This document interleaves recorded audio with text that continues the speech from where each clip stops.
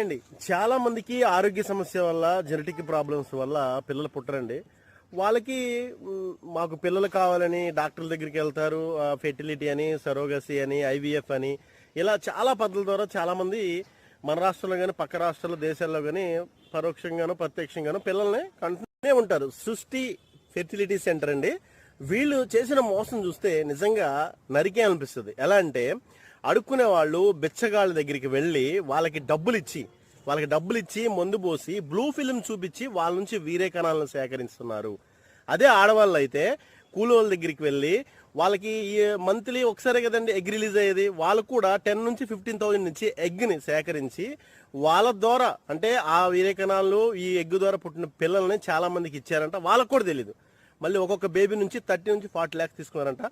సొసైటీలో మీరు ఏ డాక్టర్ దగ్గరికి వెళ్ళినా, ఏ రోగానికి సంబంధించి వెళ్ళినా చాలా జాగ్రత్తగా ఉండండి. ఏదైనా ఎంక్వైరీ